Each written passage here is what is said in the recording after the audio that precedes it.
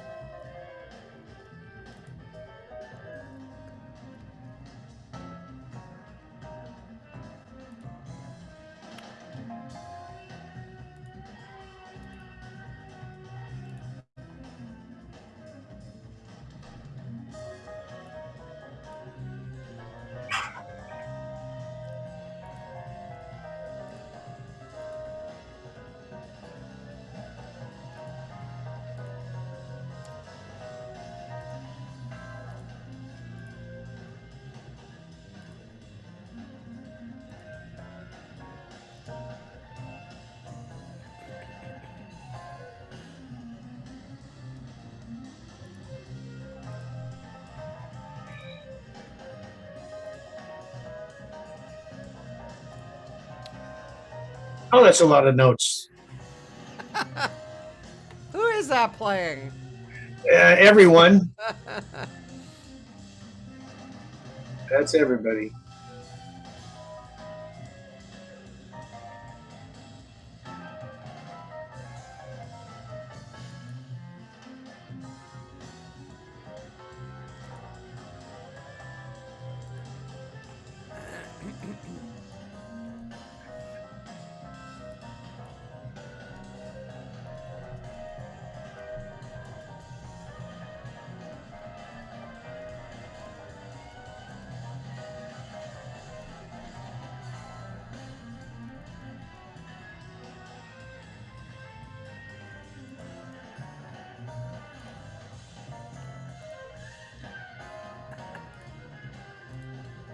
It's a lot of great music, man.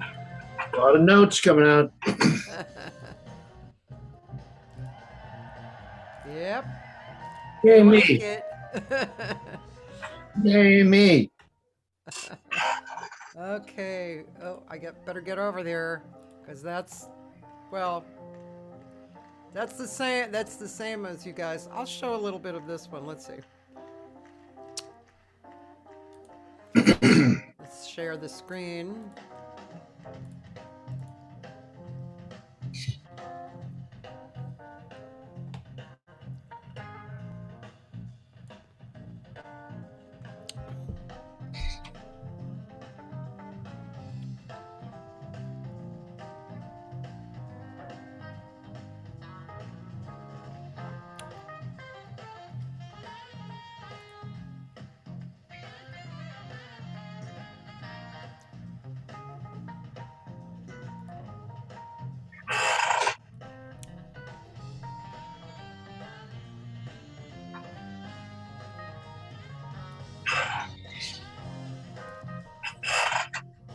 So what you're watching, folks, is Mike Miller, my guest, on guitars, Chick Corea, and Jimmy Earl on bass, and Gary Novak on drums, right?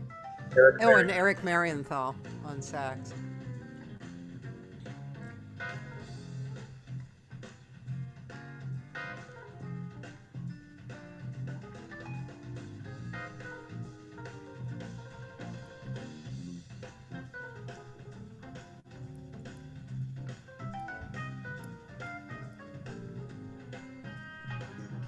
Yeah, Chip passing was a huge loss to everybody. Yeah, we'll talk about that. Well, not to dislike Chick's playing, but I wanted to show your playing, so I'm just going to move on a little bit. This might be me here. Here, right here. Okay.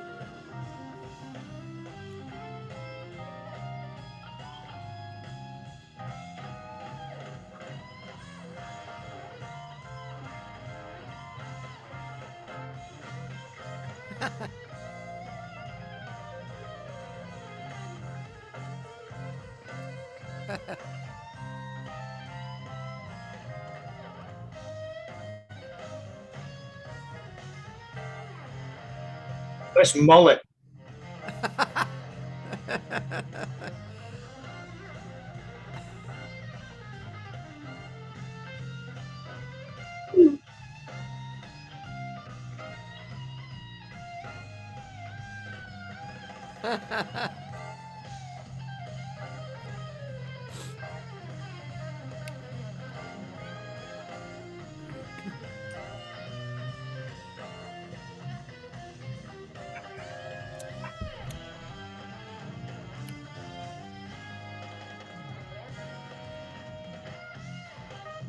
Oh man, sounded great. What a great band to play with. Shit.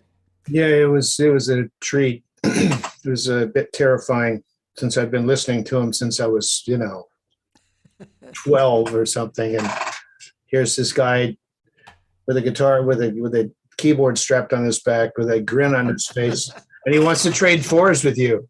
It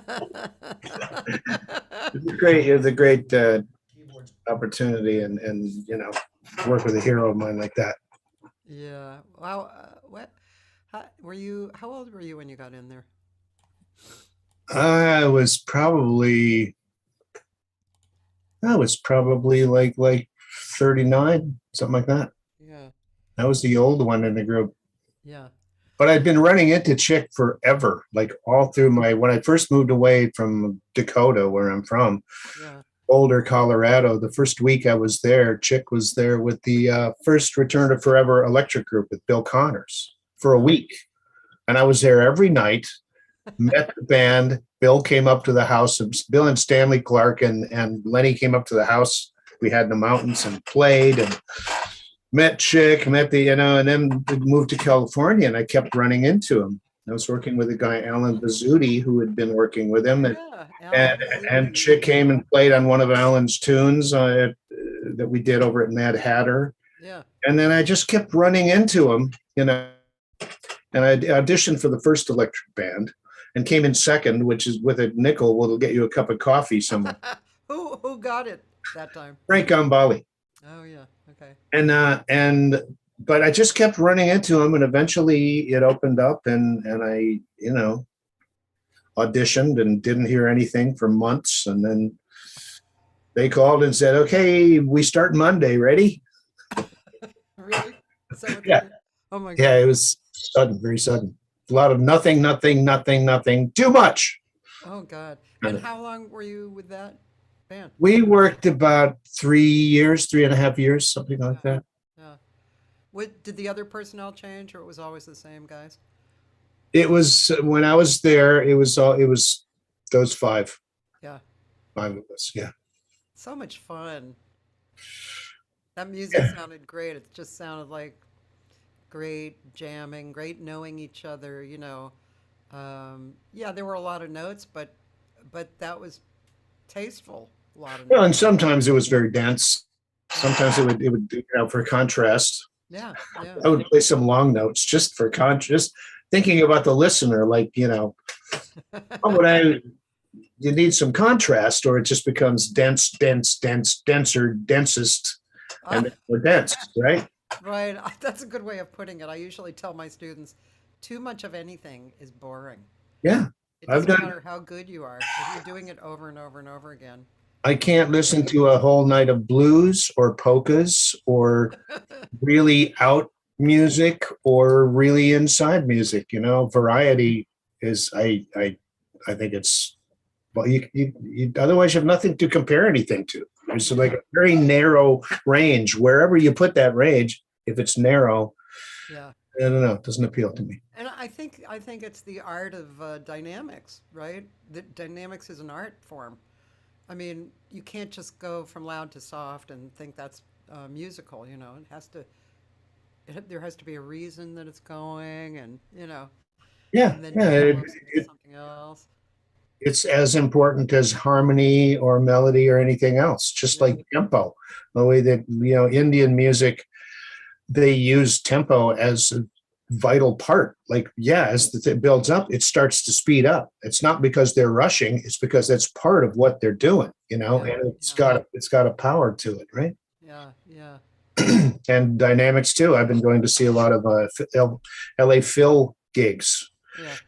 and just the sound of all those instruments in a big room like that is like, I've never heard that on any recording. It's so great. It's just so stunning how you can, you know, the guy on the bassoon starts playing and I just want to weep. You know, it's the most incredible sound. And it's just a little guy with this wooden tube 200 feet away from me playing by himself. And it's, you know, it's great.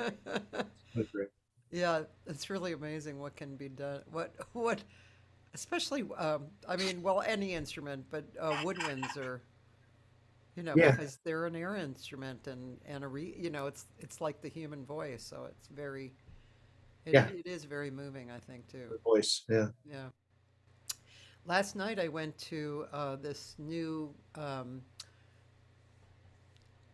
it's a bar. It's down on Spring Street. It's called Oracle, and they have different musics there. But on two Monday nights a month, they have this guy Daryl Tews is creating a series that's it's kind of you know, I don't know what to call it anymore. I guess it's called new music. It's not.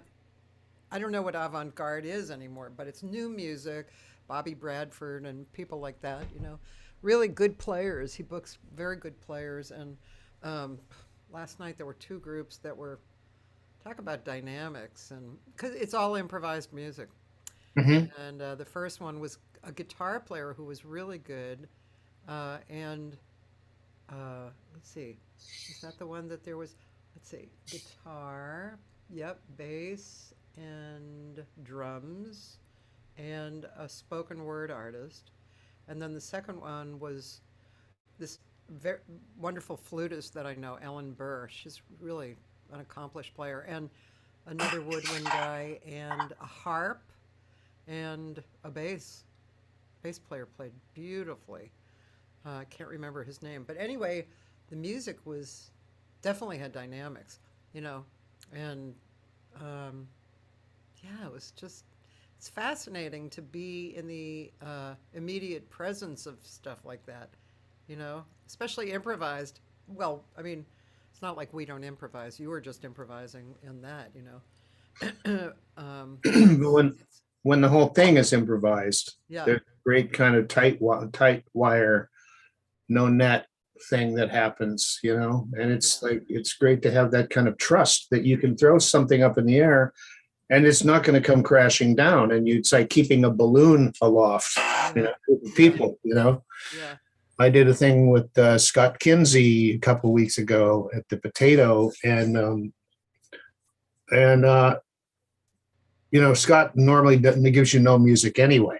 You know, Oh, he'll really? like a piece of paper Oh, like this, like he'll give you a piece of paper like this with four chords written on oh, I it. You didn't know, know that about him. sometimes, you know, and so I was like, you know, I want to know, like, what are we going to do? He says, I think we're just going to improvise.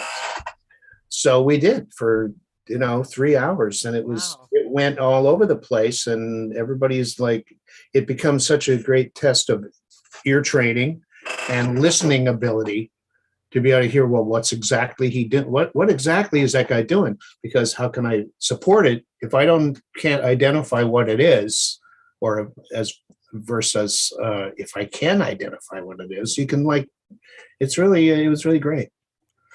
Oh, Exhausting, okay.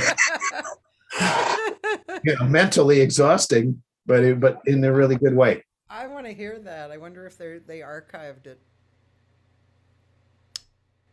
You know, sometimes they archive stuff. Yeah, they have the stuff set up. They just have Yeah, to put it on, I think. yeah. You have a few comments here. The volume is, oh yeah, well, the video was what the volume was. And Simon Wersh, Mike, I love your playing with Chick Corea. Let's see what else. My volume is low. Okay, let's see.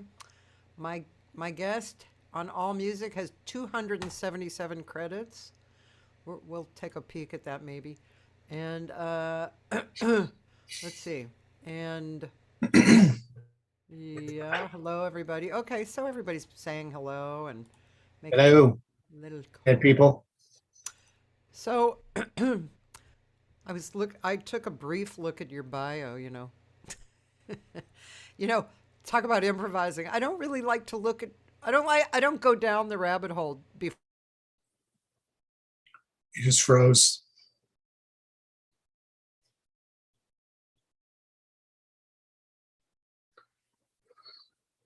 You froze or I froze? I got my phone here.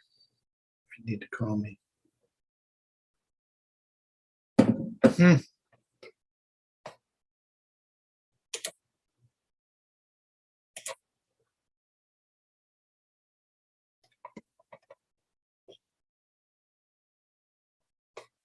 Come back.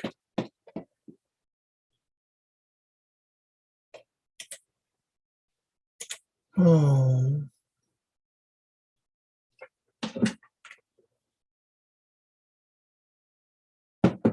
There's me. I'm the host now. How did that happen? I have no idea if anybody's even hearing this, so I'm just going to wait to see what Cathy does.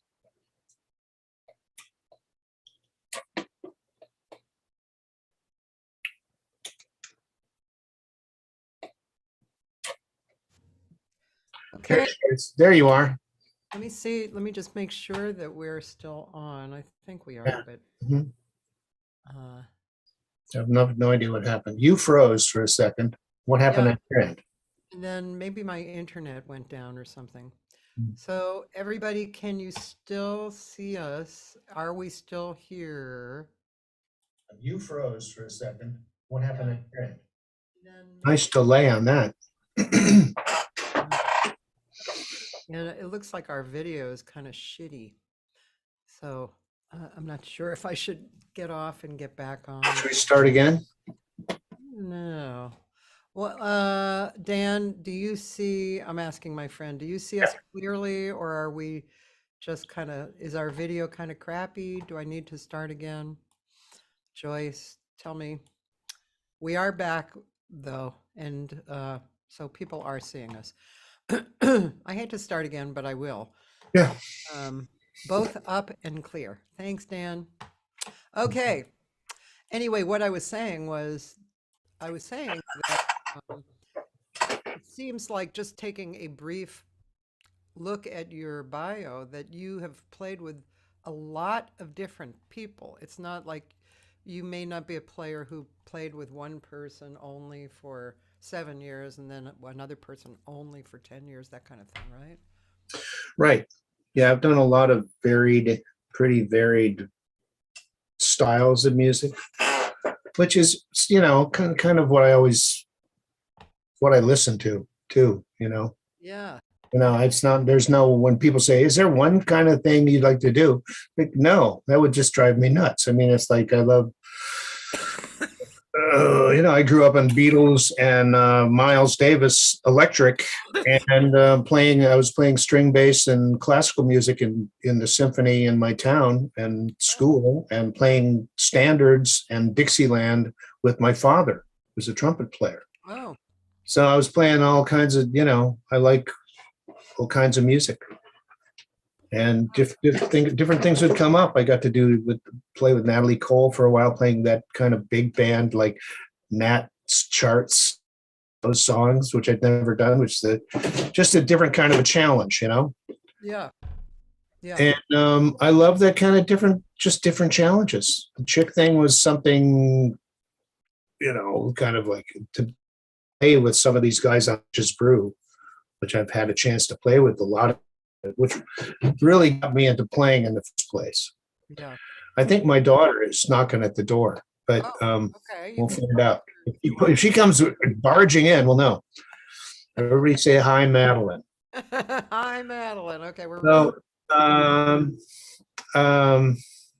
yeah, so a lot of varied things, and then I got an audition with Bette Midler, which was a completely different direction and different kind of set of of skills, where you're like, I'm playing the comedy banjo stuff on the long, where the wheelchairs and the mermaids are driving around. And I'd been thinking of a weird song I could play that related to where we were. If we were in Mayberry, I'd play that. If we're in Vegas, I think I just played, and it was a lot of fun. Yeah, but it's just a completely different set of stuff. You're like vamping way punchline, so you go into the next section. It was a lot of, and then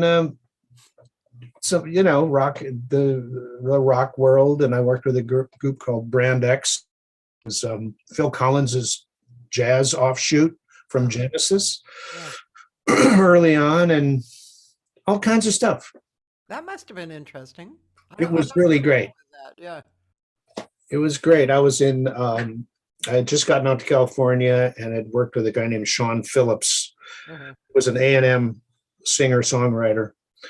And the MD, Peter Robinson, the piano player and music director, called me out of the blue one day and said, would you like to come play with Brand X? Because our guitar player can't do it right now. We start in 2 weeks. And, playing these huge festivals with Zappa and Peter Gabriel and these just mega all day, things. And I'd never played with the band before. So I had to I ran some things with Peter and then flew over to London, and we did little hops out of London to these various places in Germany and all over. And going up on stage in front of like 200,000 people, and the band had never heard me play. Had no idea what this kid's going to do. But, it's like, really, it was great. It was great to be, it's a great boost, and the music was very challenging in another way.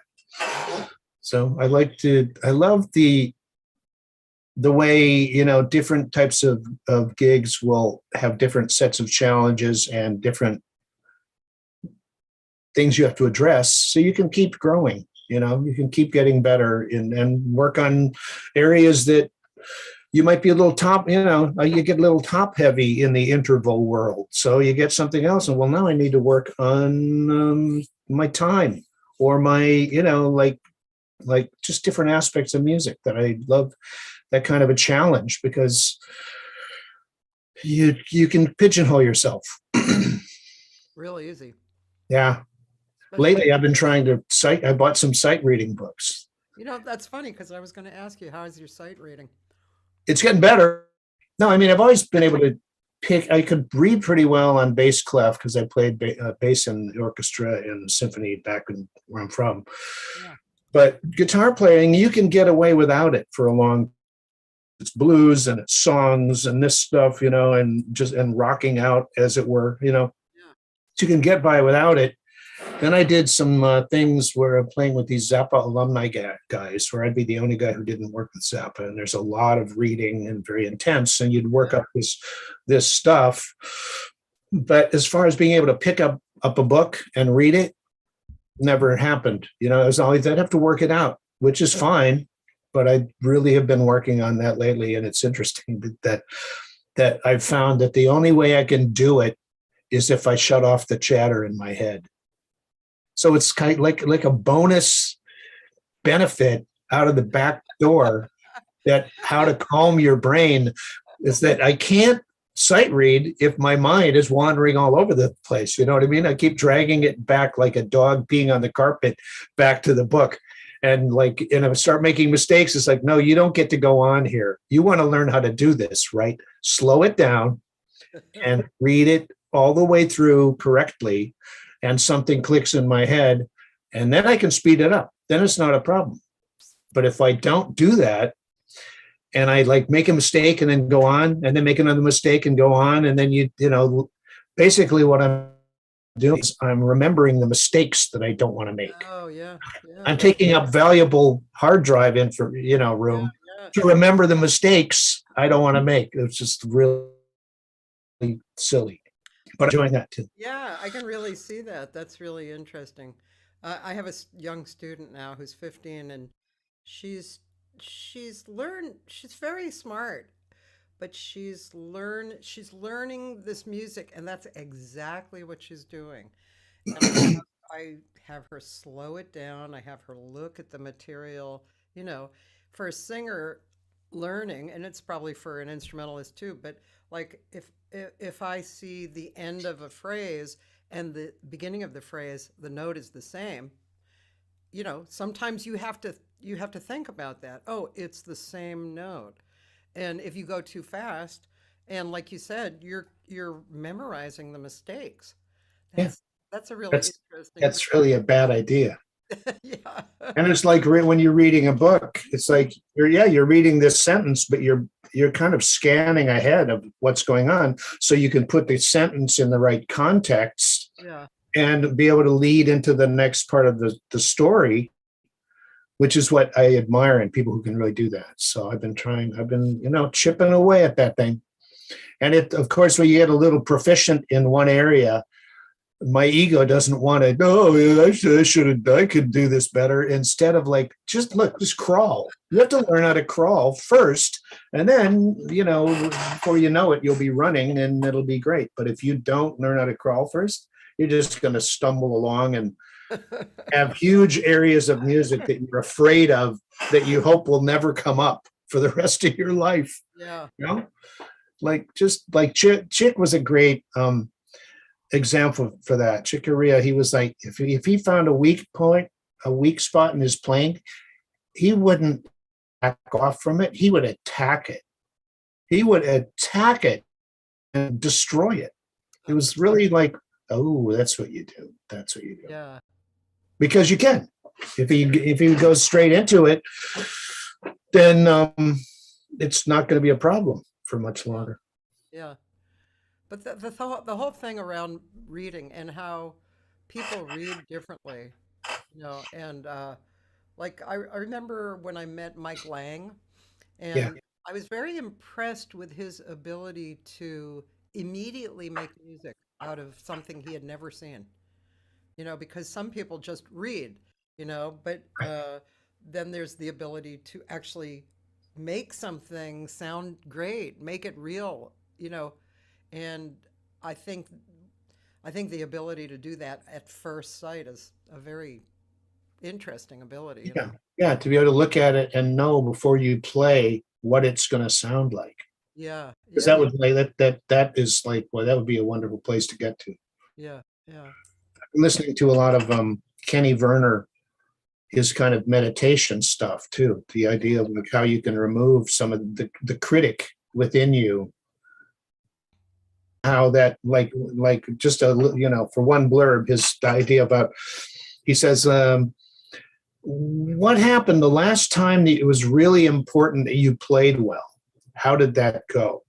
And most people go, not so great. I got rattled, and I kind of choked a little bit, and then he says, how did it go the last time you really didn't care how it sounded? It went very well. And they said that's a lesson in itself, that like you shouldn't be editing before you when you're supposed to be gathering information. You do that later. yeah, But I yeah. like I all of loved Kenny's second book too. That second book I think, is a fantastic book as well. You know, really great. Yeah, I love the idea of like it's a yogic or spiritual approach to music, and it's like so much of it is like, some of my favorite stuff that I watch. He doesn't even play. He doesn't talk about notes or phrasing or tempos or any of that stuff. He just talks about breathing and getting to this, yogic where you can go into it relaxed, and it's a great thing. It's a great thing. It is a great thing. It seems, myself included, like in the last, I don't know, few years or something, I've been having that approach before I sing a gig. Like, I really just want to be here and share with the audience and, have a good time and, not pull out charts. For me personally, I don't like to pull out charts that are super hard or, and I don't really have a lot of super hard charts. I have unusual tunes, maybe a few little things I have to read, but um, yeah, I want to have a nice time, and therefore I do. I have a really nice time, and it's great. I really am enjoying performing lately, for that reason. It's Yeah, really it's great to be well, thinking about like how can I like make these people I'm working with, how can I make them sound good? What yeah, can I do that's gonna like, because I love the idea of like when the group moves, that's one of the things I loved about the group we had with Chick, because it was like um it was like the whole thing would move, we would like, it wasn't like a parade of soloists yeah, so much. It was more like we would just get this thing going. And then when the whole thing moves, it's like nobody's nobody gets to grab the ribbon, it's yeah. like we all kind of whipped this thing up and conjured up whatever happened, somewhat. Somewhat. Chick's kind of he was a force, man. He used to do these improvs before some of the songs, like say we're going to do this song and it's in B flat, right? Yeah. So he does his piano intro and it's all over there. Like night to night, it would be drastically different. He'd be one night, it'd be like, Debussy making out Ravel with Ravel. And then next night it'd be like Bartok with a hangover, it'd be like just this angular, just really drastically different things. And then at the end, he would like back it up like a pickup truck into the key of B flat, and off we would go. Wow. So I asked him, like, where does this stuff come from that you can like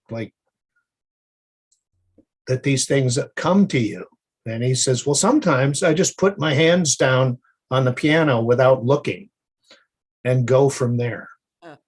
And it was like, wow, you're that comfortable in harmony that Yeah. you can just be given these notes and know where you can move with them to make, to do this composing on the spot, composing and arranging in the moment. Yeah. Yeah. People think it's magic, but he was comfortable. Yeah. You couldn't surprise him. He, he, he was magic too, though. Oh, that's true. Yeah. um, but we'll talk more about Chick, but I also did see that you also have scored as well. Scored a movie or a documentary or Yeah. There was a documentary, an author, my ex-wife and I did his name was Mark Saltzman. He was a cello player and had a book out. And his wife had this film she'd made about a guy, documentary film, who'd lived in like an iron lung for 30 years, and his story, and so we scored it, and a lot of it was improvised. I kind of ran a lot of that, and we ended up Academy Award for the best, documentary for this thing. With no, wow. there was no money, there was no company. It was just kind of like Huh. out of the blue. Was this breathing lessons? Was that it? Yes, yeah. Mhm. That sounds really interesting. I'll have to check that out. Yeah. Um, wow. So I've Cool. done some scoring. I've been working with Mark Mothersbaugh for a long time, 20 years, Yeah. and he utilizes what you can come up with, in the same way as most of the really great composers I know, will this guy has this area of knowledge, and I can't tell him what to do. If I knew what he should do, then I don't need him. Yeah. So you want to draw on what people have to assemble what you're going to assemble. Yeah, I love that point of view. I mean, that expands into so many, it touches so many areas about giving the space and the respect to utilize others to create together. And, it's like well, takes a tribe is kind of the typical way of saying that, but there's so many things it touches on, to allow the space and have respect for what's going on. You know. Yeah. Then you have people there who've been playing their instrument for 30, 40 years and they're really, really good at it. Are you really going to tell them what to do, what notes to play? Are you going to tell them what fingering to use? I mean, you're missing out on a wealth of knowledge Yeah. that you could never, you're just kind of getting in the way sometimes. Well, that applies to certain things. Obviously, classical music is a little different, right? Because it is written out. Hmm. I remember I did a song by Scarlatti on a recording, and when I went to just listen to it, I found Horowitz and doing it solo, and he played it like a jazz player, and he even changed a few notes.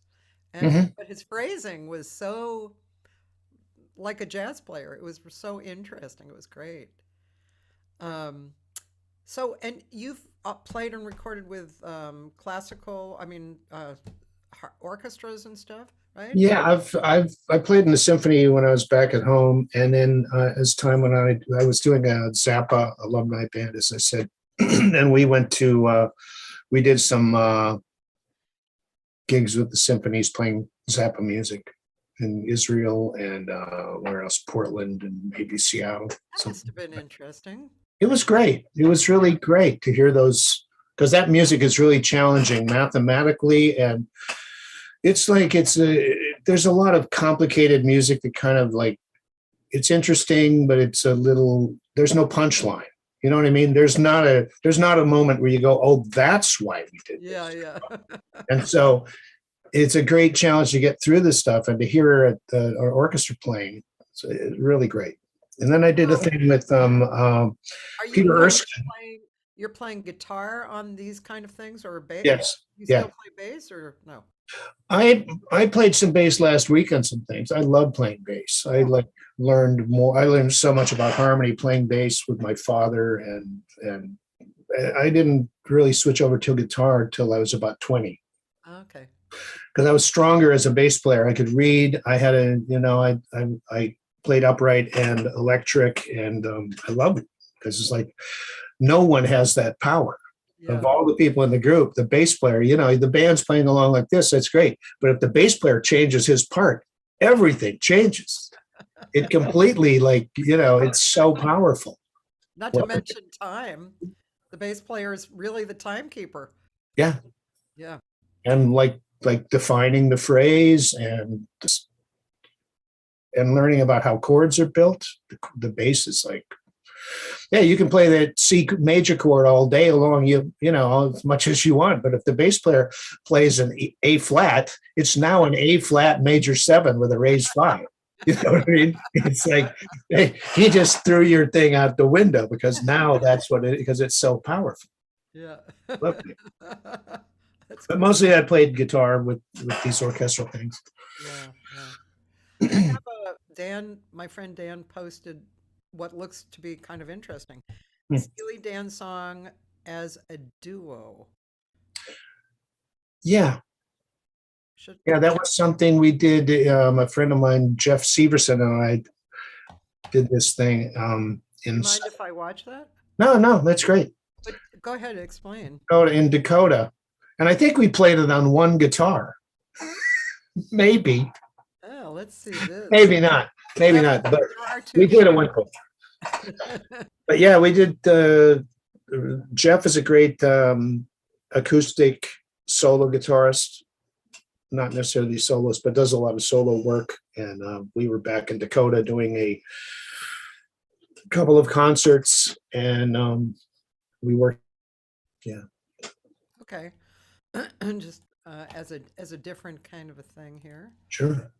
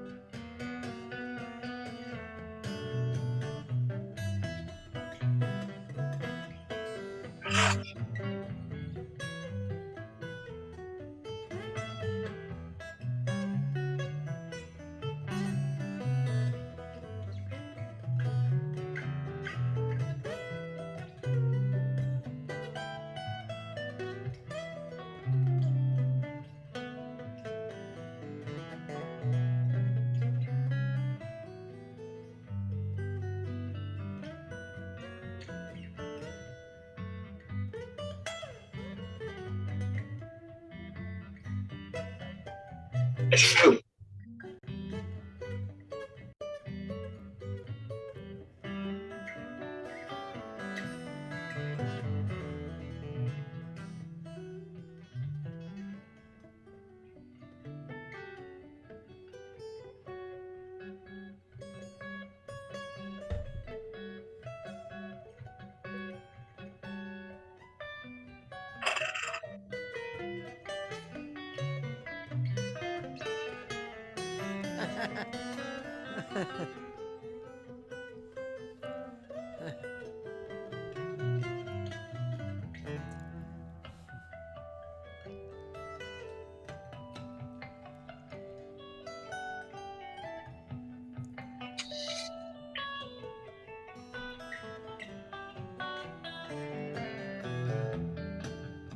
I think we did have a version where we played it on one guitar.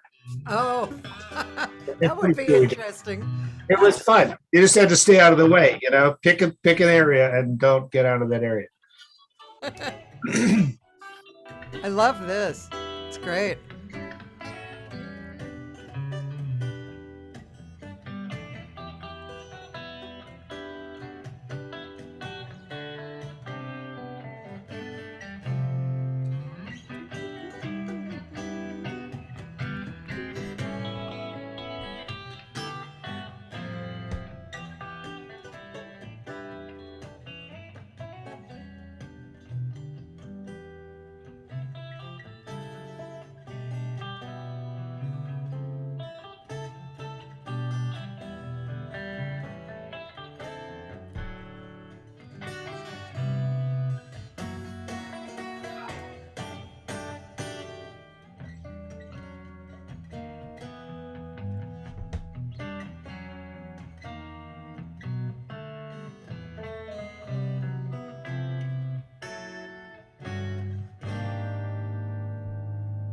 Wow. Fantastic. Yeah, those songs really hold up. It's amazing Totally. how a lot of the solos, they're not really solos. They're so strong. They're a part of the, like a melodic. Yeah. You really have to kind of play those. Yeah. I think I've heard his name before, Jeff. Where is he from? He is also from Dakota. Does he live there now, or? No, he lives in Florida now. He lived in the DC area for a while. And now he lives in like St. Augustine, Florida, I believe. Really nice, Seen it great for player. Yeah, great player. That was really fun. Andre Caporaso. Yes, you're welcome. I thought it was great too. Right. Um, Thank you. yeah. You know, I'm definitely a guitar girl. I mean, I love piano. It's great, but guitar, something about guitar. I think it's because it's just I don't know, the space that guitar takes up to me is broader. I don't know why. I don't know even how to explain it. My feeling of the difference, you know. Mm. Um, I love to sing with guitar. Where the range sits and the space inside. You know, I don't know. It's just a guitar is really Plus, you can pick it up and carry it out right. under a Not tree like with it. piano, right. No, you can't really do that so much. You and I have known each other for a long time. In the earlier years, like in the, I guess it was probably like the late 70s or early 80s. You were here, right? Yeah. Yeah. And you were just, I mean, we were all just having fun with each other, right? We were just all, Yeah, that was new. I'd been, I ended up moving twice as growing up as a kid in South Dakota, when I started getting serious about music, I realized that one of the first things you need to do is move out of South Dakota, because you're going to end up in the Holiday Inn playing Creedence Clearwater songs like that guy. And there's nothing wrong with that guy. I'm just saying, I was like, I was at a point where I really wanted to do this, and a great bass player. And I asked him, I didn't have money to go to Berkeley, that kind of thing, and the college courses that were available were kind of like, you're not really going to help me. It's like I needed to work on, what I needed to work on. And my brother was like, that since you know what you need to work on, you should move to a city and find a teacher. So I moved to Colorado for about 3 years, and then came out to LA to do an album with these guys, the Fowler brothers, who were all playing with Frank Zappa at the time. And we did an album produced by Oliver Nelson, and for a Japanese label. And we went into some bar and saw this guy, Dan Sawyer, playing guitar, and he was doing all this Lenny Bro harmonic stuff. And I thought, I kept asking him to do it over and over again. I couldn't see what he was doing. So I went, well, now I have to move again. Because it's like this guy's mopping the floor with me, and I have no idea what he's doing. So I moved again, which is, I'm glad I did, but it's starting over in a town, getting in the back of that line of work line. But yeah. Did you take lessons with Dan? No, I was always schooling myself pretty much, though. Yeah. We went to see a lot of people play, and I'd done a lot of work, even back in my basement in Dakota. I had some books by some really good teachers, intervallic stuff, and I'd been playing all these different kinds of music with my father and with the orchestra and with my friends, that I just kept chipping away at, trying to gather, as I consider it like ammunition. Like, I'm going to move to the big city. I'm this kid from Dakota. If you're going to move to the city, you're going to be in competition with your heroes. You need to be as prepared as possible. So I did all kinds of work back there and continued to do it in Colorado. And, I continue doing it now. Did you ever use Ted Green's book? Yeah, I've got some Ted Green books. Yeah. Yeah, he was the bridging the guy did was just, playing these things where he's actually working one finger on two different frets, It's like, what a freak. Beautiful. Yeah, beautiful freak. Yeah. That's really Pierre, you're right. Pierre Chambers is here, and he's a nice with Oliver Nelson. But just the idea of Oliver Nelson producing you with the Fowler brothers, it's such an interesting. Wonder how that kind of came about. It was for a Japanese label, you said, right? It was for a Japanese label, and Oliver, I think, was very involved in the clinic scene too. And they were, the Fowler's father, William Fowler, was a writer for Downbeat and was he came to see their band. They were all living in Salt Lake City, and I think Oliver must have heard that band. And they had wrangled this deal, and I had just met them, and we were playing in Colorado a lot. And they said, "You want to come and do this album in Los Angeles?" I said, no. Absolutely. No. I want to sit around and make vegetable soup for 85 cents. South Dakota, I think the May brothers were from South Dakota. Daniel May and Ben May, and their whole musical family. Their parents were professors of music. Oh, yeah. They had 4 bass players in the family. There was a very supportive musical community back there. I mean, it's like there were a lot of groups, and there were petty little rivalries, but everybody, we felt like we are equally hated by all the groups in this town. We really stuck together, and and it was very supportive of each other. Oh, sorry. Thanks, Andrew. Yeah, my mic, Anyway, let's see. There's a few people on YouTube. Sid Atoya, The Comet, the Course, and Its Perilous Tale. That must be the name of something, right? Sounds great. Maybe it sounds like a Zappa thing. I like the astronomy. Daniel Walsh, Can You Feel the Love? And so, just like a comment on that I'm soft. And Cathy, what were you when you in the late 70s? What were you doing? I moved here in 75. I had just So did I. I had just gone to Berkeley. Oh yeah. Flute, which is just sitting here waiting for me to pick it up again. But So Berkeley didn't have vocals at the time, but I had grown up as a vocalist with my dad was a sax player. And I had twin sisters who were 4 years older, and they both sang, and one played piano. So I grew up singing all the time. So then I decided I wanted to move to the West Coast because my mom was a little too clingy. So I moved as far as I could. So I Where was, were you? Where were you? I was in Boston. Oh, yeah. Yeah. And so went to San Francisco, but that was too much like Boston.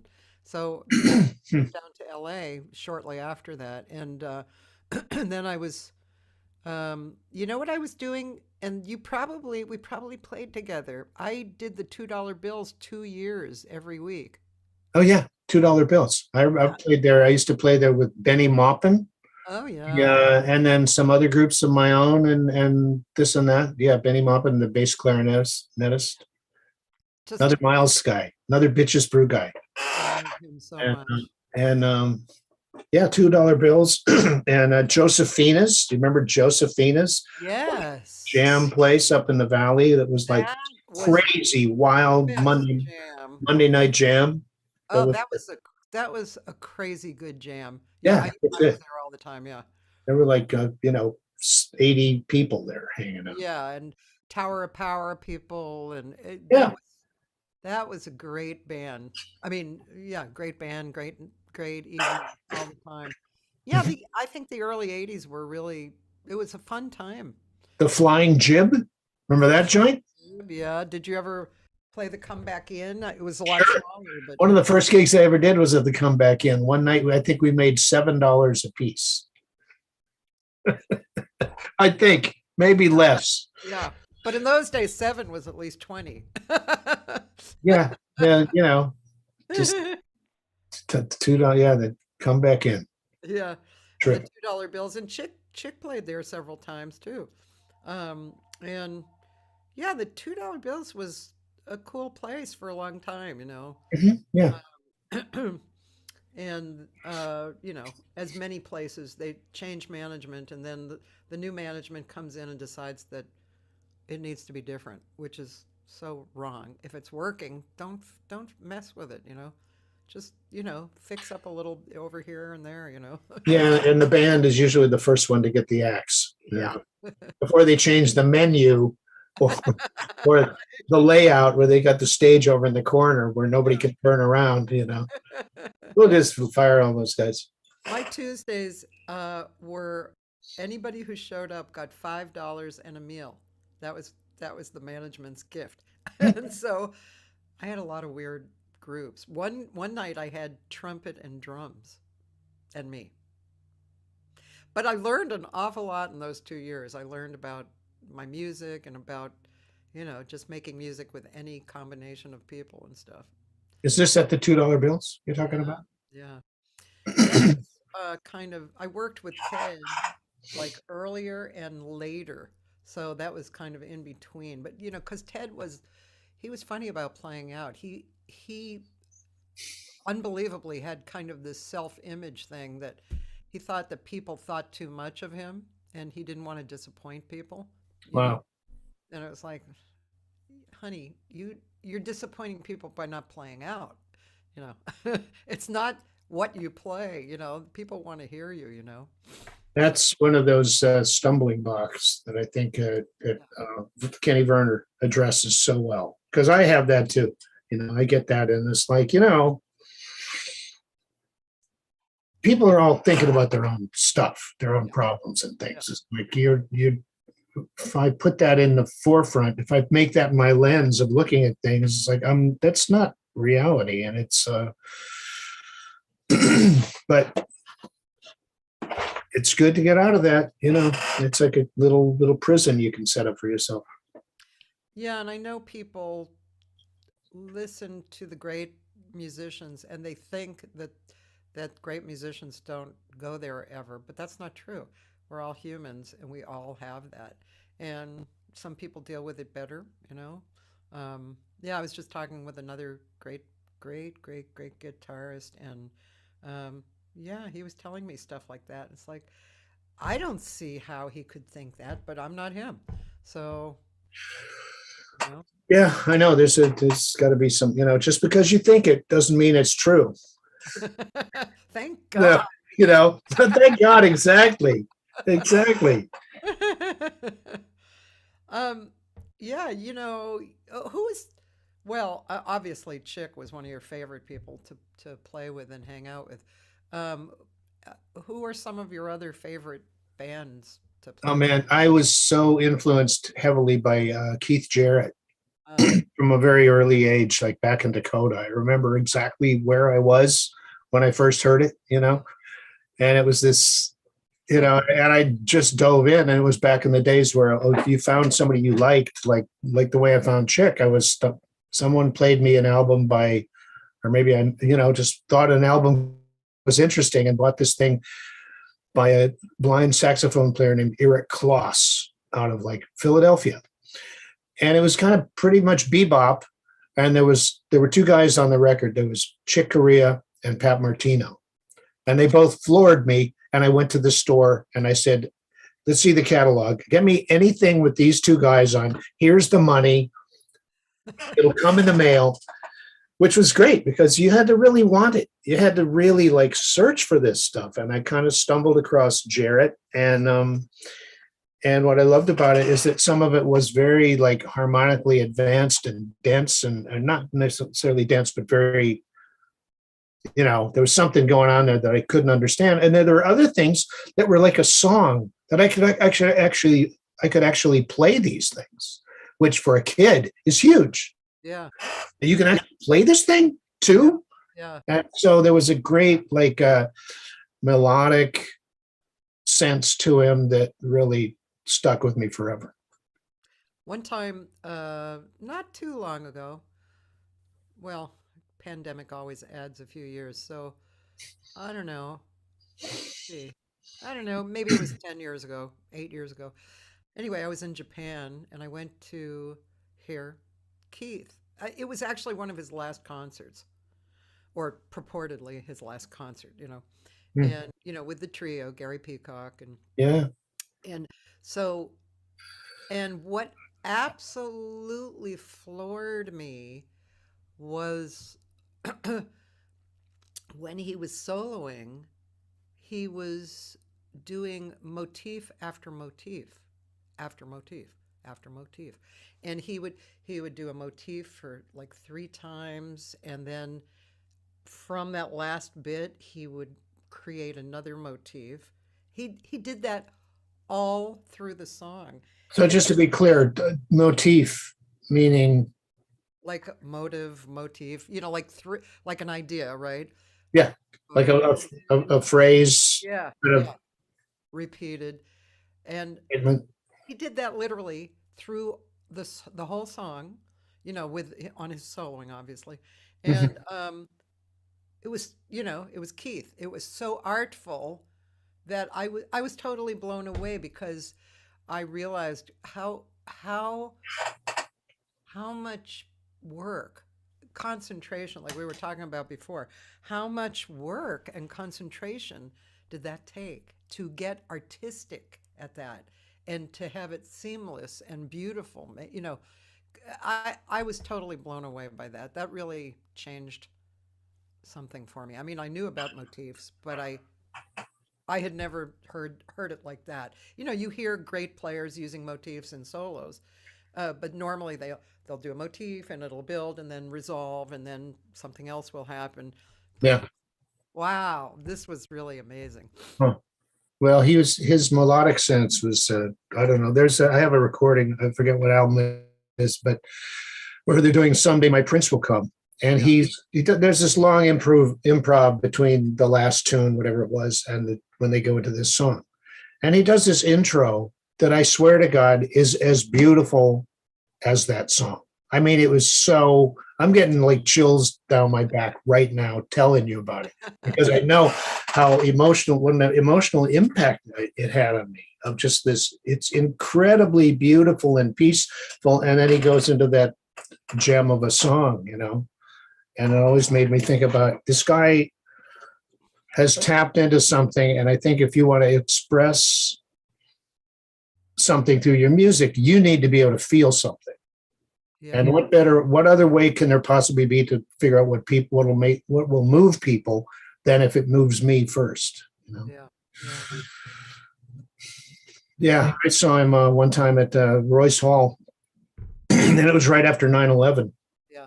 and people, it was pretty tense in there. And he was noted at the time for like canceling a concert if anyone like even coughed, you know. Yeah. It was really pretty, touchy, Yes. which, the guy's been thousands of people coming to see him since he's been 17. Yeah. I don't really expect him to be a normal guy as well. You know what I mean? It's just such a freakish existence. But so he's playing, and in between songs, someone yells out from the audience, "Hey, Keith, I can't really hear the piano." And the audience groans. We're like, "Oh no, now he's going to God. what have you done?" And Jarrett gets up, and we're all like, "Oh man, here we go." He walks up to the microphone, and he says, "I've never really been able to hear it perfectly myself." It goes back and says, so he kind of made a joke. He actually made a joke about it. I was so relieved because I just wanted to hear him play. And I expected him to pull the rug out, but he did not. Wow. Wild. Um, Joyce Glasgow, she's an artist in Seattle and a fan of jazz.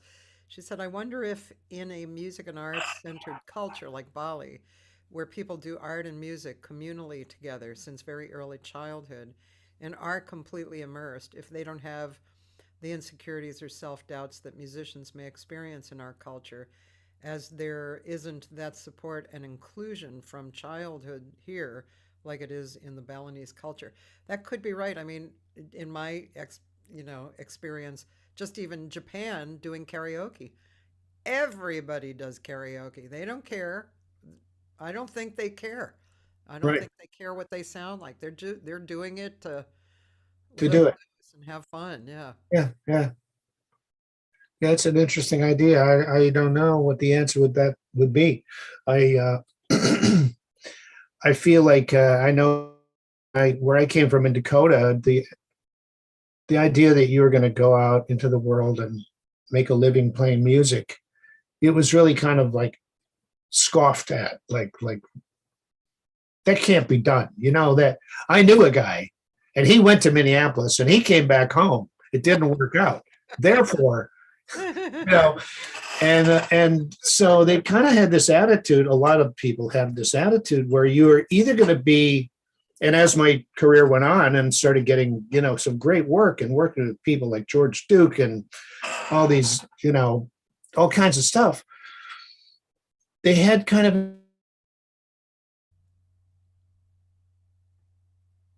A little frozen. either a superstar or utter failure. You know what I mean? There was the idea of making a living playing music wasn't really like even in their comprehension that you could do that you would do a guitar lesson one day, and the next day you'd go down and do a little thing for a film, and then you'd go on the road for 2 weeks, and then you'd come back and play with Cecilia Noel and the Wild Clams doing that circus, or go do a Bette Midler touring circus tour. It was like the idea of making a living didn't really, it was these extremes, total or utter failure. And it was so the people's concept of what a musical life can be are really not pretty in the reality, I think. Yeah, I think so too. Yeah, I remember as I was in my early 20s out here, I remember feeling like my family, not my mother, my my sister and her husband, who were just in a different state of mind. Um, they just thought, well, especially my brother-in-law, he thought he was going to have to take care of me the rest of my life. And because I chose art or singing or whatever. And I remember at some point I actually said something, that was just like, yeah, kind of calling him out on that point of view and giving his family that point of view, like his children. So instead of like, oh, my aunt, the singer and the creator, and that kind of thing, it was like, Mhm. oh, Right. and the singer. And Yeah. so yeah, Yeah, I had some people that I actually had a lot of who were like, well, you should be doing this really out bebop stuff. You should be doing this. And then other people be, no, you should be like in the rock star thing, or maybe you could be a film composer. And it's like, you don't really know how this stuff works. I mean, it's like you really have to have, I don't know. I mean, the idea of a rounded, of someone who actually likes different kinds of music. yeah, I'm not centered on one thing that, everything else is lesser. I yeah. don't feel that way. Yesterday, I did a thing for Mother's Bow playing banjo Oh, on this one thing, this kind of like goofy banjo thing. yeah. And then there was a version of La Vie en Rose, a la kind of Django. It's like these are completely different things, but I really liked both of them. Yeah, Yeah. Like I think people get some people will get a very narrow view of what they like, yeah. which is unnecessary. And there are a lot of things in the world. I found out later that a lot of things exist in the world that don't really need my approval. They exist. They actually exist. That's funny. I remember when in my 20s I realized, oh, I don't like everything, so why should everybody like me? It's Good like, point. you Good know, point. I don't Right. have to worry about that, right? That, or I'd get like really upset about a certain type of music that really annoyed me, and it just annoyed me. And then I thought about, well, what else exists? Speed metal. And that doesn't seem to bother you. So why are you picking on one thing to obsess about, whether you like it or not? It just exists. Yeah. It's the as I've heard the term woof and wharf, and it's like the material. Each piece of string comes together and creates the material. So it's part of what life is made up of. Right. Yeah, Ranking things is a terrible idea, especially in art. It's yeah. like, you might as well rank fruit, you know. Oh yeah, apples, great. Strawberries, they should get rid of them. I mean, it's like it's the dumbest thing I've ever heard. So it's just pointless. It's funny. Thank Uh, you. I have to run out just for about 10 seconds. Can I do that? Absolutely. You got something to play? I'll be right back. Yeah. I Okay. swear, I'll be right back. Okay. I like that. Let's see. What else can we discover about Mike while he's doing that? Mike Miller. Of course, there's a basketball player. Mike Miller, guitarist. um, yeah, I think he said with Chris Standring, they played a bit. Chris, Thanks. My kid had a little issue. oh, your We're cat. okay. We're okay. I'm going to play a little bit of this. Yes. Beatles.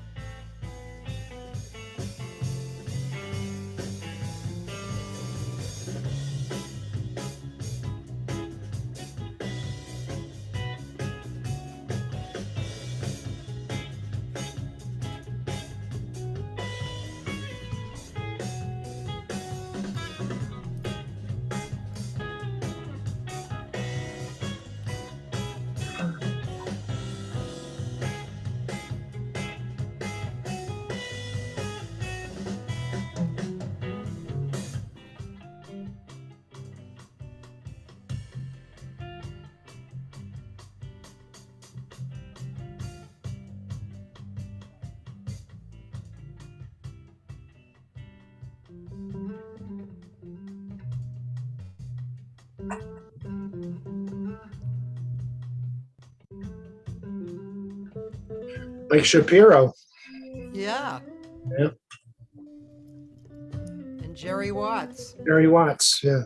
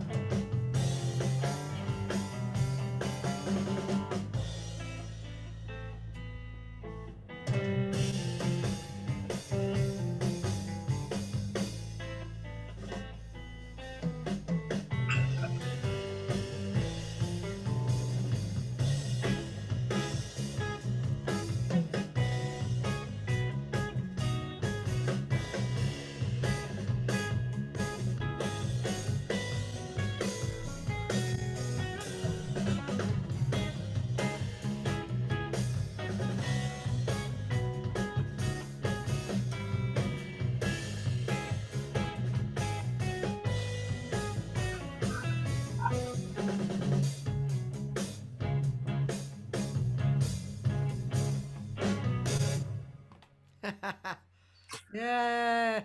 Yes, the young people, the rocking and the hair, the freedom. The hair. The hair and the freedom. Hair and the freedom, you young people.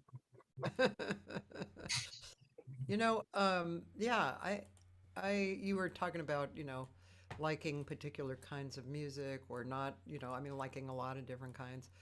I, I think, I mean, of course, the old Duke Ellington thing, uh, it's good or bad music, period. It's Yeah. not, Right. and, yeah, I remember there was this one heavy metal student that I had, which is not the music that I go to normally to listen to, but I really liked his writing. Uh-oh. He was really good. Sorry, you just Who froze for a minute. I had a you student. for you too. Yeah, You were talking about someone's writing? I had a student who was a heavy metal student, which I Yeah. normally, it's not my choice to go listen to heavy metal, but I Yeah. really liked his writing a lot. And Hmm. so, yeah, that was a little lesson for me too. It's like, yeah, it's just, oh, I know what I was going to say. The only thing that drives me crazy, I have a very high level of tolerance. And I won't say it's the only thing that drives me crazy, but one of the things that drives me the most crazy is when musicians do not respect each other or the music. And you can hear that in the music, you can experience it in various ways, and that is really annoying to me. But if there's respect going on, then you can make music with anybody, as you have done over the years. Well, I've learned a lot from playing music that I don't even particularly like. I mean, to like somebody like like some country western music that was played back in Dakota a lot, not with a lot of finesse or anything, but I'd be trying to play this thing, and I was like, how come, this song is going along and it's all going fine, but it doesn't sound right. And somehow when I do this, it sounds right. Suddenly it all works. Like, why is that? That's like one of those things that it just exists. Or like, you hear like a really great country western guitar solo. Yeah. It's telling a story. There's a beginning and a middle and an end. And it's like a little story. It's not about, look what I've been working on in the garage all week, or look what I can do. Yeah. It's about, some of that might be contained in there, but it's like, it's one piece, which is a kind of a different way of approaching a solo than a lot of other. I just had to learn a lot about, why it's not as easy as it sounds. I remember getting a Chet plays the Beatles record when I was a kid. And I didn't want to hear about it. I just wanted to hear those, the rocking. And it wasn't until later that I could listen to it and go, he makes it sound so easy. You said it's deceptive. Yeah. It's deceptive because it's not easy. It's like with that guy, Lenny Bro, who that guy is? Sure. Well, I have an album of him playing, in a jazz club, Shelley's Manhole or something, a live album. And with as great as all the playing and the technique and stuff that's involved, what kills me the most is he's playing this thing on nylon string guitar, and you don't hear any finger squeak. You don't hear any of that noise that comes from, like all this squeaky stuff. You don't hear it. It's like, how do you do that? That's huge, because it's almost impossible for me to get rid of. But I would learn things about, just being able to appreciate things about music, even if I wasn't going to play it, just to be able to appreciate what people do. Yeah. Then there was Joe Diorio, right? Right. Like, he also had a really strong musical state of mind. That was amazing. Yeah. I thought his perspective was really great. And or a giant like Wayne Shorter, kill you with one note, just where he played, just like Jeff Beck. I used to think of these guys as cut from the same cloth. Yeah. They could play very little, and where they would play it, and where the note would start, and what the sound of the note was like the focus of the solo. It wasn't about playing a bunch of stuff. It was about an event, like really, really a different kind of a lesson. Yeah, I think you had talked about this before. It's, again, it has many fingers reaching out, but it's the space that you come in with. That's why one note sounds great. Yeah. That space. And I remember going to see Joe Zawinul at the Catalinas with his later groups, the Zawinul Syndicate. And as great and burning as all the music was and the soloing, when the band would stop and Joe would just do these triads and move deliberately from triad to triad, I would be almost weeping. It was so powerful. It was like, this is a master at work, and he's like, this is the lesson here. That other stuff, it's really cool and exciting, but this stuff is like monumental. It was to me. Are you talking about the old Catalinas, right? Because I saw them at the old Catalinas. I saw him at the old one, and I saw him at the newer one with the strange L-shaped room. That I don't like that room much, but but the triad thing, I swear to God, he would just, it would all be great, and then he would just do this thing, moving slowly between these triads, and it was like, pay attention, Mike. This is really important, you know. Barry and Linda Coates are here. Barry Coates, nice. I have to turn my heat up. I'm cold. Okay. Okay, it's up. Yep, Barry Barry, and Linda Coates. Barry, Good old days. Yep. yeah, man, guitar freak. Are you do you teach as well? A little bit. Uh-huh. My problem is that I end up doing the same lesson over and over again. It's all, it's all basically teaching people how to dig in the dirt themselves. You Yeah. know, I Yeah. mean, my thing is about like intervals are the alphabet. Uh-huh. You don't really learn because there's not that many of them, as you know. There's not that many in a one octave scale. There's only like 11 different notes there. And so if you can, and everything you ever hear, every melody, every lick, which I don't even like the word, every chord, they're all constructed out of these intervals. Yeah. And so, if somebody plays a little thing and I put it together in my head, well, I hear a second on the bottom and there's a fifth above that, and then there's a sixth. And people think that's absolutely like you're a magician, but it's just assembling, getting familiar with these building blocks of things. So I end up doing the same lesson over and over again. So usually it's a one-shot deal because I kind of work on this stuff, and I give them, and if you really work on that stuff, there's like 20 years of work there. You could just go in there and start doing the stuff that we start on. And I really think, for like teaching, you have to do the digging in the dirt yourself. Yeah. You can't learn somebody else's way of doing it. No. It's not like they're going to quit and you get to have their job.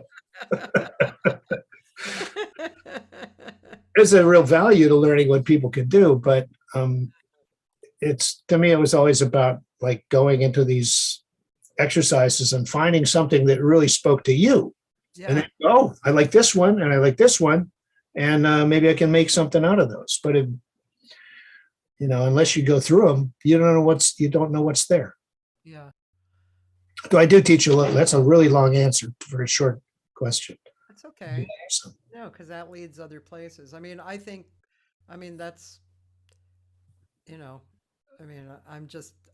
I know I'm preaching to the choir, but this is why music is so important to have in everybody's lives, especially people growing up, because of these things. It teaches you about life, and how to uh, do better in life for yourself, all of these things. and I love the mechanics of music. I mean, the major scale, just the chromatic scale. The idea that like, okay, can you hear this? Yep. That's a C chord. If I move the triad up, it's now a C sharp major 7 chord. Keep moving up, and it's now a D7 chord. Now it's a C minor 7 chord. Now it's a major 7 with a raised 5 chord. Now it's an F chord. You know what I mean? That kind of stuff is fascinating, dude. It always has been really fascinating to me about just the mechanics of things. That you're moving this thing, but these things are becoming and disappearing. Yeah. And if you know what they are and you can grab them on the spot and identify them and go with it, it's huge. It's like, I'm always amazed how few, but how neglected the idea of ear training is. Yeah. To not be able to recognize these intervals instantly and know that all these seconds, major seconds, that they have a distinctive sound, you know what I mean? Yeah. And to really just get familiar with them, and pretty soon you're hearing them on the radio, and now you can hear the song on the radio and you know what the chords are because you're paying attention. Yeah. Yeah. Yeah. I have a friend guy here, Andrew Scher.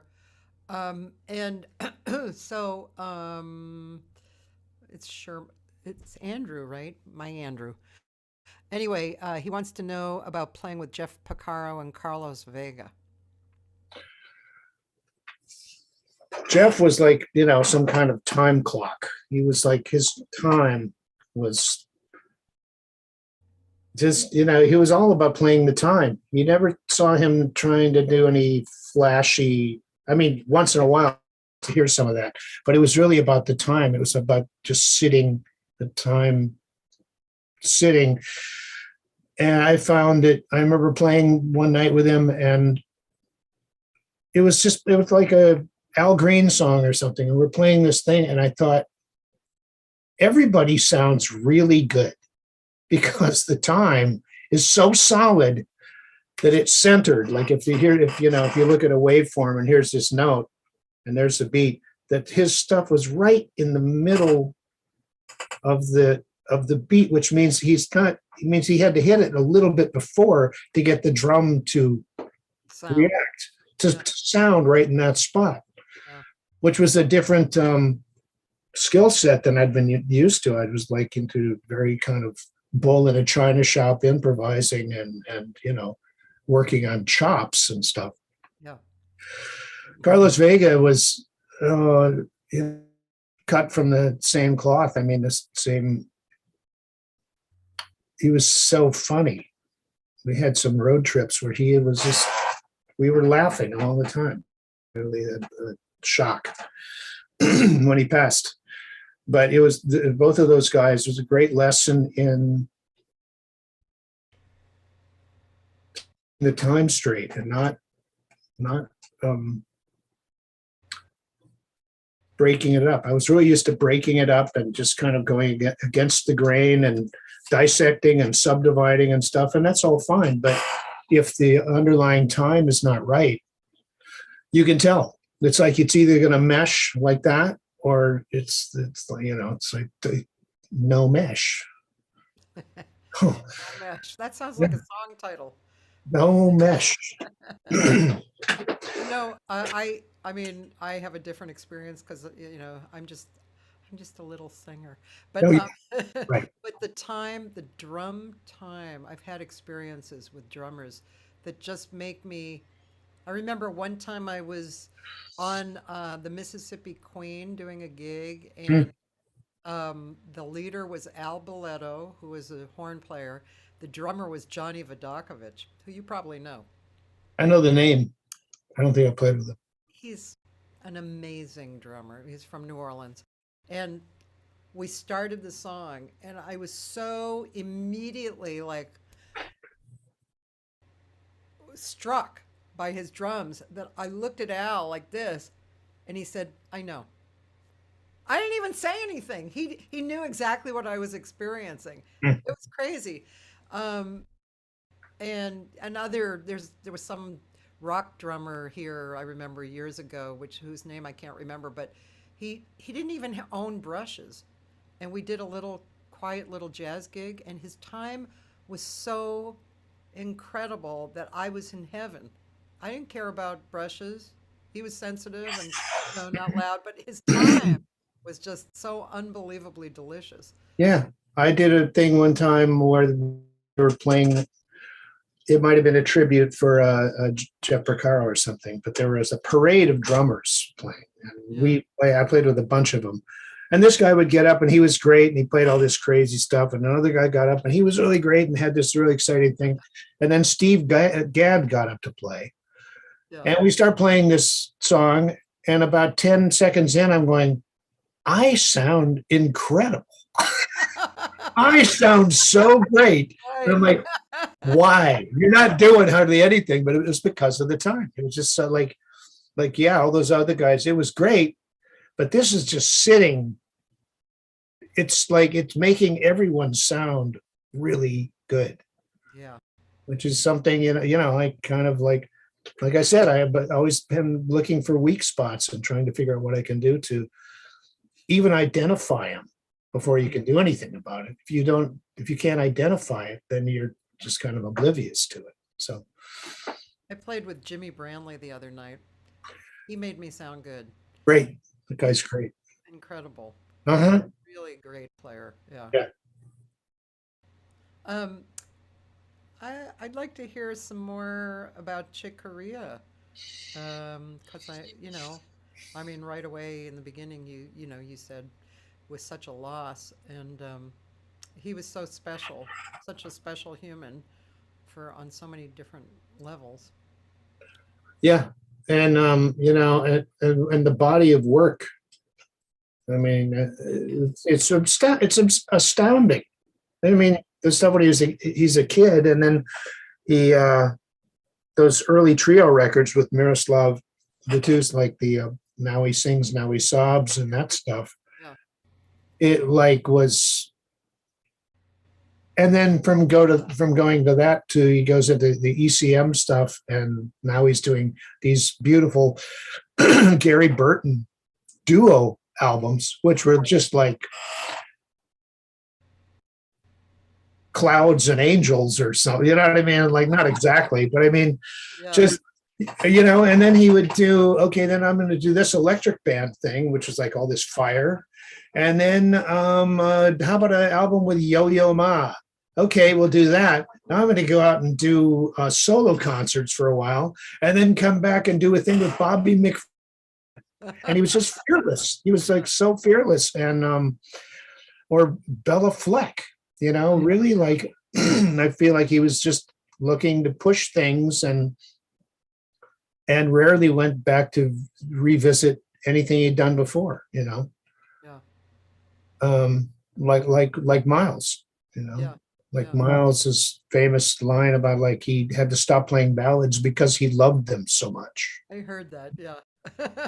He loved playing them so much, and he got really good at it. And he think, oh, I could just keep doing this, and milk it, or do something else, And he just driven, Chick was really driven. Yeah. I remember one time mentioning these guys were messing around with like Giant Steps or something like that, or Moment's Notice, this Coltrane tune. A lot of chords and key changes. And I made the mistake of mentioning, and not a mistake, but I said something like, it's, those songs are kind of like a school that I never really learned how to do. It was kind of like always saxophones and keyboard players who wanted to do those. And so I never really learned to do them. The next day, he shows up at sound check and he goes, hey, so we're going to start doing Moment's Notice. We're going to probably start, in a couple days. Here's the chart. And he just threw me into it. And it was like, oh, that's what you do. That's what you do. Because there I'd been probably kind of avoiding playing these for years and years. Wow. And I never, it's not like the world I grew up in, like the bebop thing and jazz. I kind of had to learn the vocabulary as well as I could, because I wasn't of that. It's not where I grew up. It's not really where my heart was, but like everything else, you can learn how to do things. You can just have to like put the challenge there. If you don't, sometimes I won't learn something unless I'm put in the position where I have to learn it. Yeah. If I have to learn how to do it, I'll probably get a good grip on it. Yeah. But I can procrastinate and find excuses to not do it, or I'll just do this thing that I like again, again and again and again. So, one of my oddest experiences with Chick is like, he's very intellectual, very smart guy. And we were playing chess on the bus. We're on a bus tour, and he was cleaning the clock with everybody. Just, it's just relentless. Everybody's getting killed, and finally it's my turn.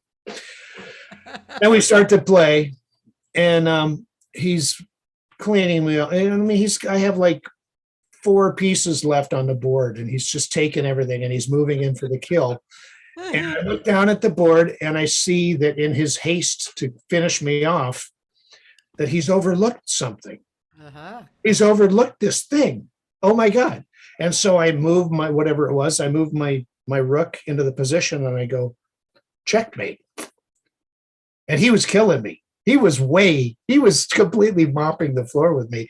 And I'd go, checkmate. And he just stared at the board, stared harder and stared harder.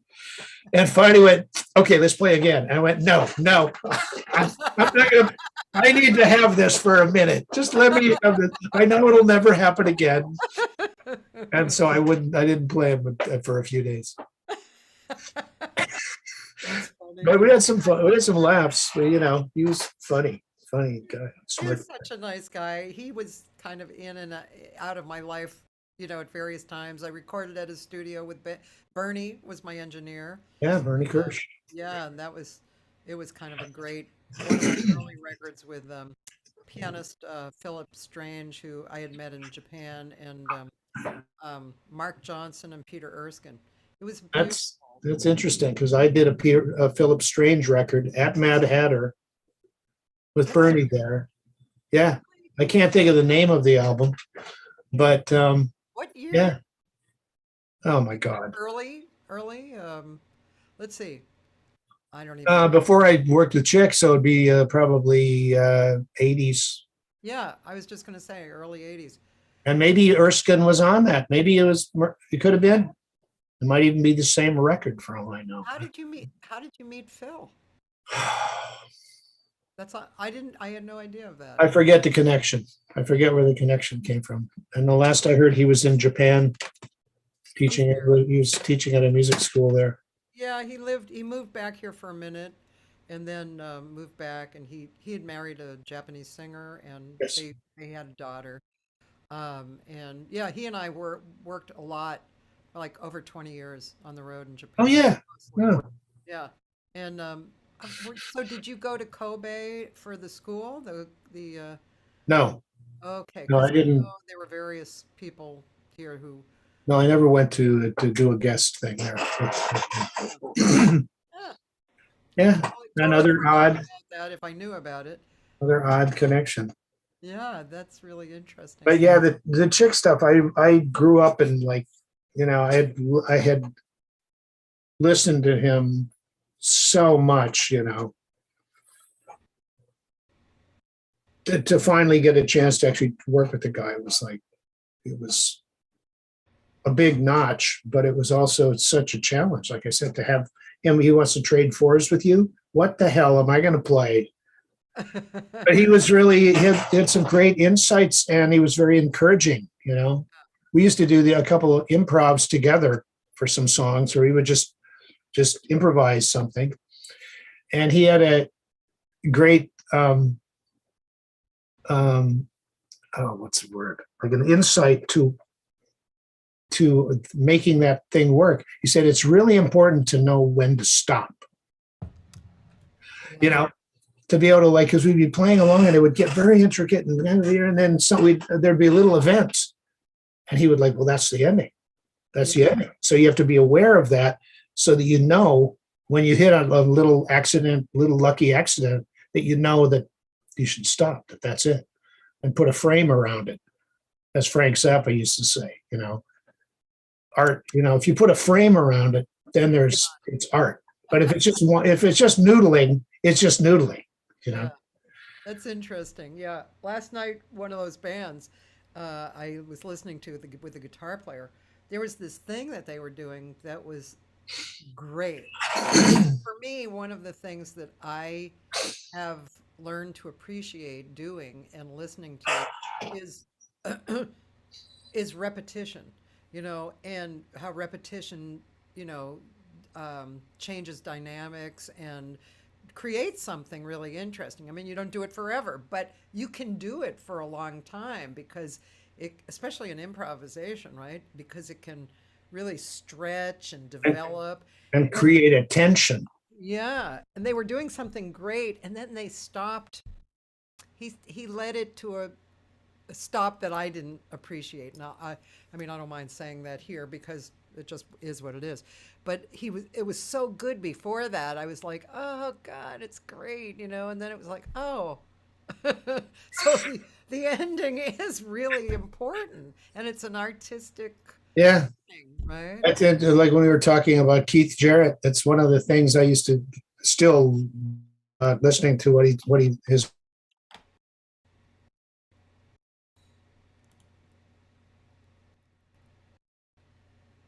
He would do that. He would build that tension, and it would be building and building and building and building to the final. You're kind of leaning forward, like, come on, push it over. And he would stay there, and he would build this tension so that when he finally did move, it was like the dam breaking. You know what I mean? And I remember another thing about his playing that I loved so much was the restraint, the feeling of restraint. Like, here's a guy with more chops than anybody in the world, and he would not use them. He would like stay in this place and create this thing. And then when the bird flew out of the cage, it was like, oh my God, you know, as opposed to if he started there. If he started there and it was just like, it would be almost too much for me. It's like a comedian getting up and telling all his punchlines in the first minute. And he's got 30 minutes to burn, you know? Yeah, exactly. It's like the placement of like of letting things build, you know, and it's good. Wow. Yeah, sorry, I was just answering somebody here. No, it's good. Yeah, yeah. I remember. Do you remember Eric Von Essen? Only by name. Yeah, he was a great bass player who died way too early in town, and he was a real artist like that. You know, like he led people with his bass playing, which was so wonderful. And I remember one gig that we did together.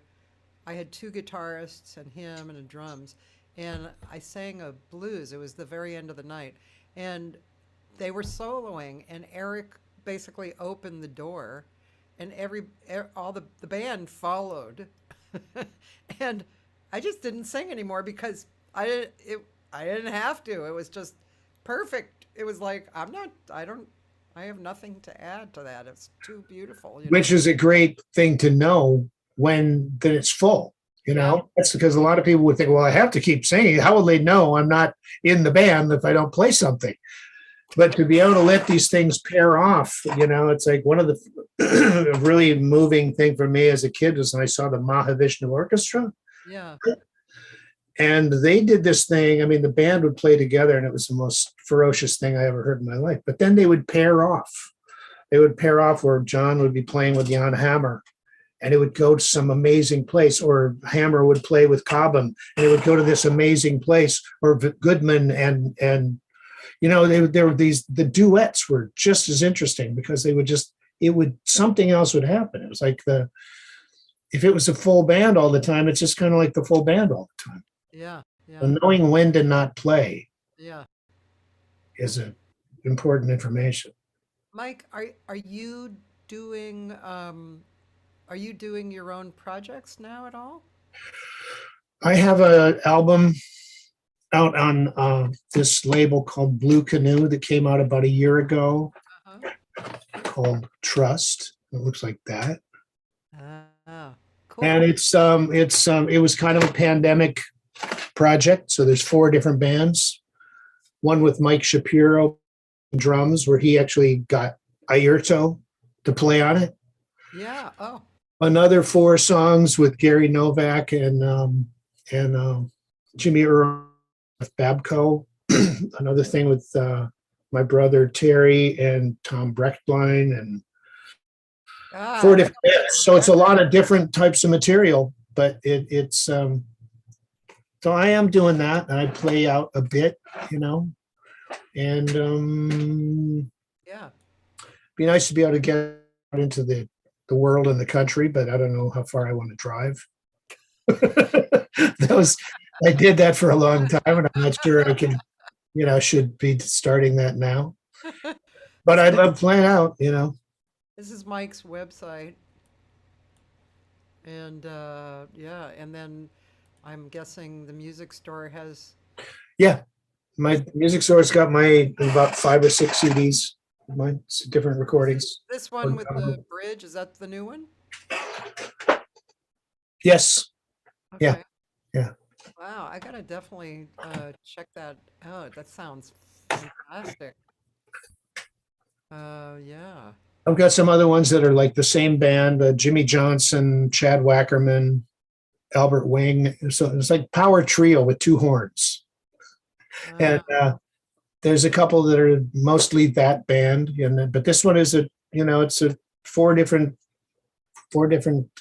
projects that we found a common thread in. Oh my God, look at this list. Oh, you worked with Michael Dees. He's going to be on. Dees is going to be on. Oh my God, I haven't even seen him. He used to live about a mile from here, and I haven't seen him for a decade. He moved to Palm Springs. Mm-hmm. But that's a guy who's kind of an unsung hero to me. He writes songs that I think are standards. They're so good. Yeah. Yeah. Yep. Been a lot of people. Taylor. Yeah, man, you're late. So this guitarist Taylor Hatch, who's a friend of mine, he studies at UNT, and he's got a lot of great questions, very deep and beautiful. And also Scott Hustis, he's the guitarist that I saw last night who I loved. And he's making some comments. Very good. Yeah, Mike has played at the Baked Potato, over the years a lot.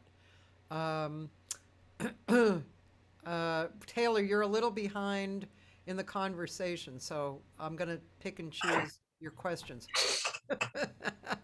Editing. So, yeah. Wow. Let's see. We talked so much about so many different things, and I'm sure we could go down the rabbit hole on so many of these things. One of our people on here is a big Zappa fan. He's when I first started doing this, he always would say, "Ask them if they played with Zappa." But we did talk about the music of Zappa. You didn't actually play with Zappa. You played the music. I didn't. When I came out to do that album with Oliver Nelson, at the time, four of the Fowlers were playing with Frank at that time. And so I knew the material. We were playing the material. I'd been listening to his music since I was probably 13, 14 years old. Wow. And I felt in Dakota, where all what you got on the radio, it was like my brother gave me Uncle Meat, and I thought, ooh, there's something else out there. Something really different. And I loved it, and I got a chance. So when this band from Utopia, which was all alumni, they needed a guitar player, and I knew the music, and I loved doing it, so I got to do that for a while, and I played with a couple of the other offshoots. There was a thing called the Grandmothers. That was Don Preston. Wait a minute. Somebody I interviewed last week played with the Grandmothers. Who was that? Oh, yeah. It was Dave Parlato. Yeah, right. Yeah. He didn't do the version I did, but it was like it was like Don Preston and Jimmy Carl Black, the original drummer, did a tour with him. Wow. And it was great to play just to play that music, because it's like, for me, it's like what I think some people get out of sports. Yeah. I'm very excited about it. Like, I'd be playing in these Zappa tunes, and it was like, you'd get through these passages, and it was like, that was so hard and complicated, and we made it through. Like, it's really exciting, because if anybody drops the ball when you're in that little tunnel, good luck getting back on the wagon. So I loved and there was always a payoff too. When it got dense, there was always some kind of cool, musical payoff. And I think he turned a lot of people onto music they never would have listened to. Yeah. He was really Taylor does have a question. I'm wondering if it applies to things like Zappa music. He's actually asking if you've taken some time to work up any contrapuntal ways of approaching the guitar. Well, let me think of my, the definition of two guitar players sight reading a unison line. No. Counterpoint. because we can't read. I mean, I probably do, but I couldn't identify what it is. You Yeah. know, I've always like, I don't know. I'm not sure I know the terminology, but I've done a lot of and continue to do a lot of work. I was working up some Ravel pieces to try to do them in my quartet or quintet at the Potato, and don't tell anybody what they are. You know what I mean? And it's really rewarding. We did a thing. We were doing the Prokofiev, it's a part in the opera where the Montagues and the Capulets meet, and it's very grandiose. And we worked this thing up and played it at the Potato a couple times, and it was just really just such a cool piece of music. And you wouldn't have to tell anybody what it was because that might put them off, actually. But it was really like accessible and a great challenge, like being back there, trying to work this stuff up and just kind of cry out once in a while. I don't know any music like this at all. I've never heard anything that moves like this, Did you translate it into more of a jazz or other genre? Only because of the instrumentation. Huh? We played the lines that were on like I bought some piano scores. Yeah. We did that. I did that with a couple of Gershwin, more of his orchestral works. There was one called, the short version was called Walking the Dog. And it's kind of this odd, it's like let me open this door so you can hear better. Okay. Here we go. All right. It's this thing. It goes like.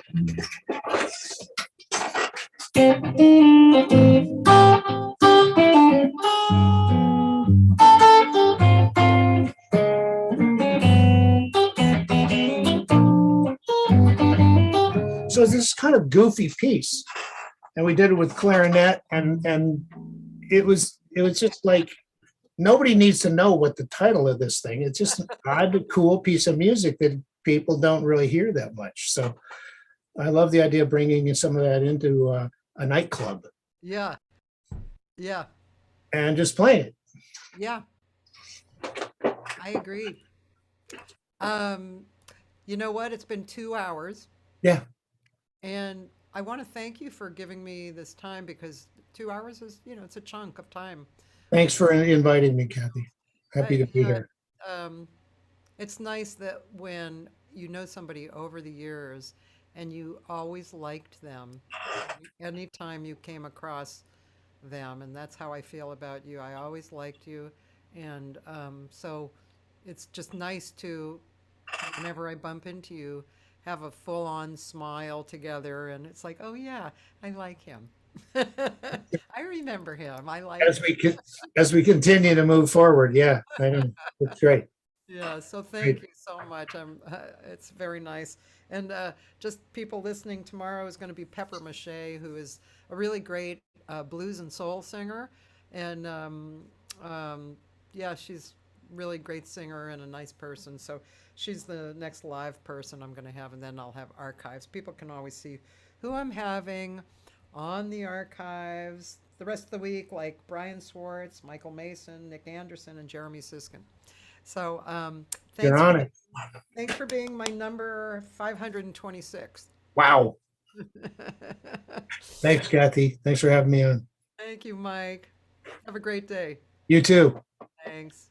Bye, Internet people.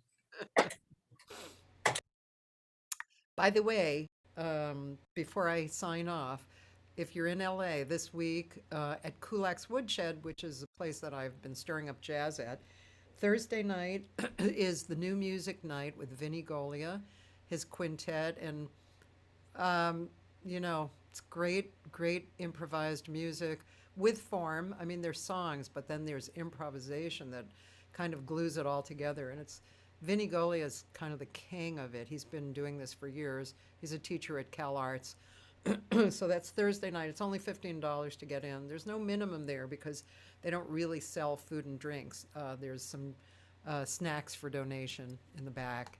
And then Friday night, my jazz series there is having an open house. And so there's no cover. You're invited. We have some food we're putting out, and a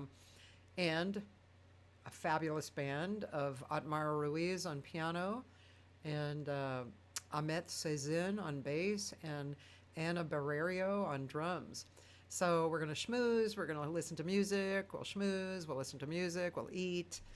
And I hope you can come, and let me know if you're coming, just so I know how much food to put out. Okay? All right, you guys, have a great day. Bye.